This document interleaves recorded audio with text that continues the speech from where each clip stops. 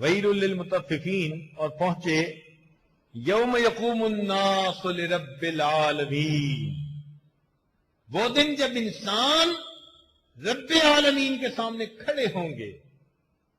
بکا، رونے لگ گئے، حتیٰ کہ غش کھا کے گر گئے۔ وَامْتَنَعَ مِنْ قِرَاءَةِ مَا بَعْدَهُ، اور ان کی قرات وہیں پر موقوف ہو گئی، آگے قرآن پڑھ نہ سکے۔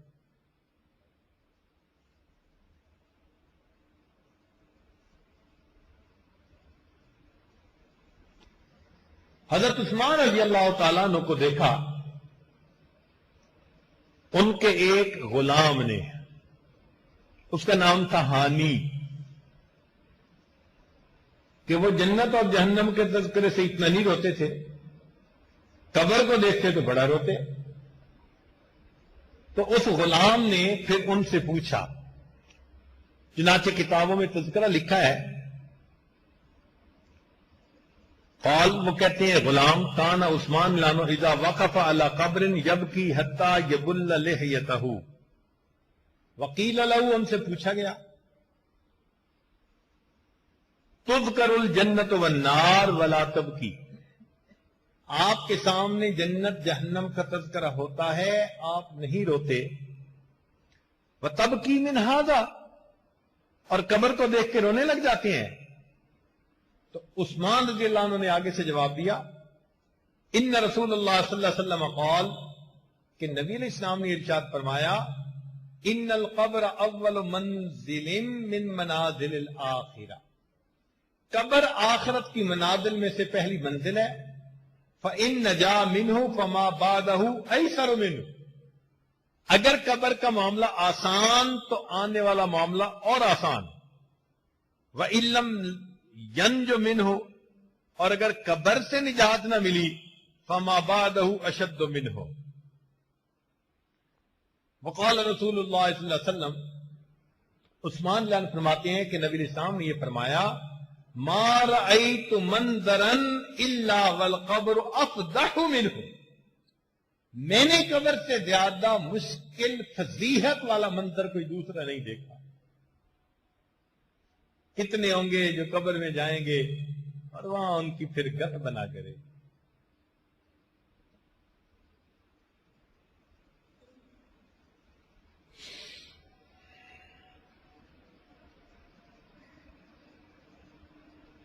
چنانچہ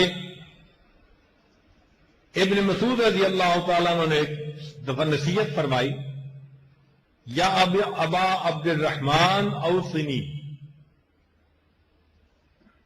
کہ میں آپ کو یہ وصیت کرتا ہوں، لیسعک بیتک، گھر میں رہو، وابک من ذکر خطیئک، اپنی خطاؤں کو یاد کر کے رو، وکف لسانک، اپنی زبان کو بند رکھو۔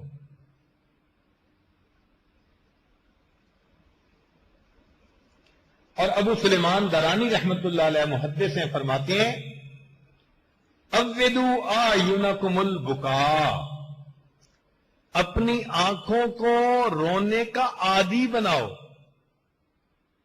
اپنی آنکھوں کو رونے کا عادی بناؤ، وقلوبکم التفکر، اور دلوں کو سوچنے کا عادی بناؤ۔ چنانچہ جو بندہ محزون ہوتا ہے نا، کہ اس کے دل پر غم طاری ہوتا ہے، سری سکتی رحمت اللہ علیہ فرماتے ہیں کہ اس کی علامات ہیں، منحل حزن اللازم، اس کے دل کے اوپر حزن غالب ہوتا ہے، والہم الغالب، اور غم اس کے اوپر غالب ہوتا ہے، والخشیت المقلقہ، اور خشیت ہوتی ہے جو اس کے دل کو بے قرار رکھتی ہے، وکثرت البکاء، اور وہ کثرت کے ساتھ روتا ہے، والتضرع فی اللیل والنہار، دن اور رات کے اندر وہ اللہ کے سامنے گڑ گڑاتا ہے، والحرب من مواطن الرحمہ راحہ، اور جو راحت کے مقامات ہوتے ہیں ان سے اپنے آپ کو دور رکھتا ہے، وواجل القلب، اور اس کا دل ہر وقت گڑ گڑاتا رہتا ہے، کیوں؟ اس لیے کہ وہ اللہ رب العزت کی عظمتوں کو جانتا ہے۔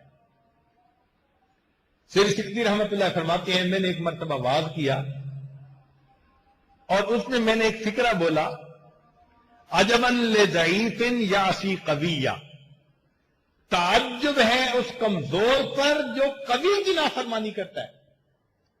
تو کہتے ہیں کہ ایک نوجوان کھڑا ہوا، بڑا لباس فاخرہ تھا، امیرانہ، اور ساتھ اس کے حشم و خدم بھی تھے، اٹھا اور چلا گیا۔ اگلے دن میں بیٹھا تھا تو میرے پاس اکیلا آیا، اب نوکر چاکر نہیں تھے، سفید لباس سادہ پہنا ہوا تھا۔ مجھ سے آ کے پوچھنے لگا کہ کل آپ نے ایک بات کہی۔ میں نے کہا کہ اس کا معنی کیا ہے؟ میں نے کہا دیکھو، اللہ سے قوی کوئی ہے نہیں اور بندے سے ضعیف کوئی، اور تعجب ہے اس بندے پر جو اللہ کی نافرمانی کرتا ہے۔ عجبا لضعیف یعصی قویہ۔ اب اللہ تعالیٰ اگر اس کی سزا دینے پر آمادہ ہو یا کا فیصلہ فرما لے تو پھر بندے کا کیا حال ہوگا؟ کہتے ہیں کہ اس نے میری بات کو سنی تو آنکھوں میں آنسو آ گئے، کہنے لگا آج کے بعد میں اپنی زندگی کے رخ کو بدلتا ہوں، میں اپنے اس کبھی پروردگار کی کبھی نافرمانی نہیں کروں گا۔ چنانچہ عطا رحمت اللہ فرماتے ہیں کہ اللہ تعالیٰ نے یہ وحی نازل فرمائی کہ عطا میرے بندوں سے کہہ دو، ان تمام دروازوں کو تم بند کر لیتے ہو جن سے مخلوق دیکھتی ہے، اس دروازے کو بند نہیں کرتے جس سے میں پروردگار دیکھتا ہوں۔ کیا اپنی طرف دیکھنے والوں میں سب سے کم درجے کا تم مجھے سمجھتے ہو؟ کیا اپنی طرف دیکھنے والوں میں سب سے کم درجے کا تم مجھے سمجھتے ہو؟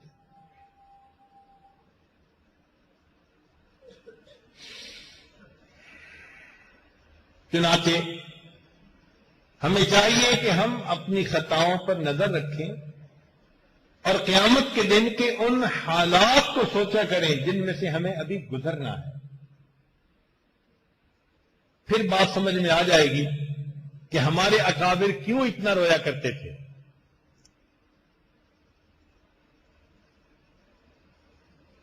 چنانچہ اخلاق الصالحین میں لکھا کہ ہمارے بعض بزرگ راتوں کو اتنا روتے تھے کہ جس جگہ ان کے آنسو گرتے اس جگہ گھاس اگایا کرتی تھی، گھاس اگایا کرتی تھی، اتنا روتے تھے۔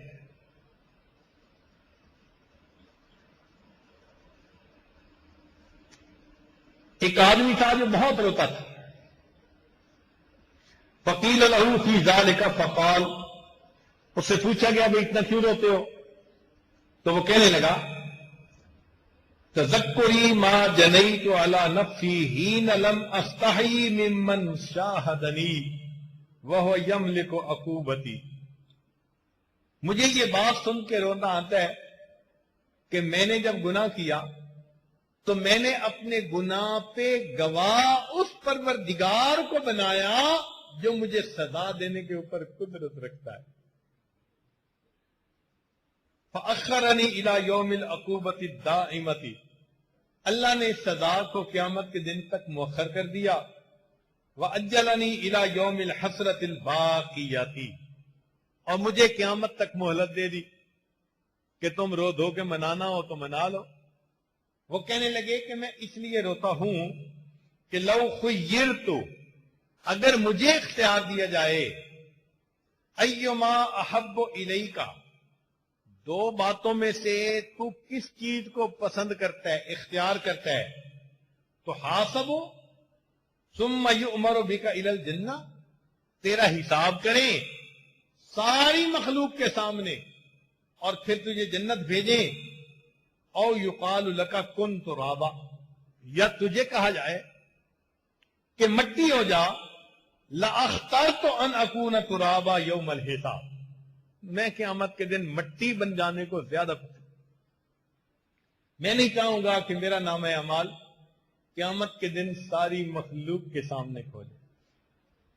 اب اس بات کو آپ ذرا یوں سوچئے کہ اگر قیامت کے دن نام اعمال، باپ کا نام اعمال اولاد کے سامنے کھولا جائے، ماں کا بچوں کے سامنے کھولا جائے، شاگرد کا استاد کے سامنے کھولا جائے، پیر کا مریدوں کے سامنے کھولا جائے، بڑوں کا چھوٹوں کے سامنے کھولا جائے، تو قیامت کے دن ہم اس بات پہ آمادہ ہوں گے کہ سب کے سامنے حساب کھولا جائے؟ کیا دل کہے گا؟ بیوی کبھی برداشت نہیں کرے گی کہ میرا نام اعمال میرے خامن کے سامنے کھولا جائے. وہ کہے گی یا اللہ میں خود ہی جہنم میں چلی جاتی ہوں تو میرا نام اعمال نہ کھولنا، میں ذلت برداشت نہیں کر سکتی. اگر ہم ذلت برداشت نہیں کر سکتے تو آج وقت ہے اپنی ان خطاؤں پر نادم اور شرمندہ ہو کر اللہ کے حضور روئیں اور ان خطاؤں کو اپنے نام اعمال سے بخشوا کر مٹوا لیں. آج یہ گناہ ڈیلیٹ ہو سکتے ہیں اور آسانی کے ساتھ، مگر اس کے لیے دل میں احساس ندامت کا ہونا ضروری ہے. اب قیامت کے دن کی ذلت اور رسوائی کیسے ہوگی؟ ذرا حدیث مبارکہ سن لیجئے. اس حدیث مبارکہ کو ابن جوزی رحمت اللہ علیہ جیسے محقق نے بھی بیان کیا. وہ بڑے محتاط ہیں روایت کے معاملے میں. تو ابن جوزی نے اپنی کتاب میں یہ بات لکھی، ذرا توجہ سے سنیے گا، کہ روی عن رسول اللہ صلی اللہ علیہ وسلم انہ قال خوفنی جبرائیل من الاحوال یوم القیامت حتی ابکانی. نبی علیہ السلام فرماتے ہیں کہ مجھے جبریل علیہ السلام نے قیامت کے دن کے حالات سے اتنا ڈرایا کہ میں رونے لگ گیا. جب رونے لگ گیا فقلت لہ حبیبی جبرائیل، میں نے کہا اے میرے حبیب، میرے دوست جبرائیل، الیس قد غفر اللہ لی ما تقدم من ذنبی وما تأخر، کیا اللہ رب العزت نے میرے اگلے اور پچھلے گناہوں کو معاف نہیں کر دیا؟ تو یہ بات سن کر فقال یا محمد صلی اللہ علیہ وسلم، جبریل علیہ السلام نے جواب دیا، اے محمد صلی اللہ علیہ وسلم، لَتُشَاهِدُنَّ مِنَ الْأَحْوَالِ يَوْمَ الْقِيَامَةِ مَا يُنْسِيكَ الْمَغْفِرَةِ، قیامت کے دن آپ ایسے احوال دیکھیں گے ہیبت کے کہ آپ قیامت کے دن مغفرت کو بھول جائیں گے. فبكى رسول اللہ صلی اللہ علیہ وسلم حتى بلت دموعه لحيته، نبی علیہ السلام یہ بات سن کر روئے حتیٰ کہ آپ کے آنسو آپ کے ریش کے اوپر بہنے لگ گئے. یہ اللہ کے حبیب صلی اللہ علیہ وسلم کا معاملہ ہے. اور طہارت القلوب میں یہ بات لکھی کہ ولما مکر بابلیس لعنہ اللہ، جب ابلیس لعنہ اللہ کو دربار سے اللہ نے دھتکار دیا، طافق جبرائیل و میکائیل، جبریل علیہ السلام اور میکائیل علیہ السلام نے رونا شروع کر دیا. دھتکارا اس کو جا رہا ہے، رونا انہوں نے شروع کر دیا. تو جبرائیل اور میکائیل دونوں نے رونا شروع کر دیا. یبکیان فاوحى اللہ تعالی الیہما ما لکما تبکیان، اللہ تعالیٰ نے ان کو پوچھا کہ تم دونوں کیوں روتے ہو؟ انہوں نے جواب دیا یا ربی ما نأمن بمکرک ما نأمن مکرک، اے اللہ ہم آپ کی اس خفیہ تدبیر سے امن میں نہیں ہیں. اس نے بھی تو ہزاروں سال عبادت کی تھی نا، اور ہزاروں سال کی عبادت کرنے کے بعد پھر تدبیر کیا ظاہر ہوئی کہ اس کو دھتکار دیا. اے اللہ ہم بھی آپ کی تدبیر سے امن میں نہیں ہیں. جب کہا یہ تو اللہ تعالیٰ نے جواب فرمایا ہاکذا کونا لا تأمنا مکری، ایسے ہی ہونا چاہیے، تمہیں میری تدبیر سے کبھی امن میں نہیں ہونا چاہیے، تمہارے اوپر خوف رہنا چاہیے. میں جب چاہوں جس کا چاہوں حشر چاہوں جیسے کر سکتا ہوں. اگر ان کے ساتھ یہ معاملہ ہے تو پھر ہم کیا کریں؟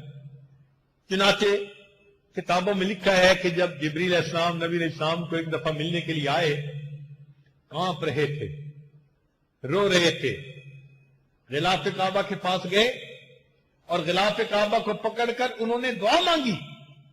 اور دعا کیا مانگی؟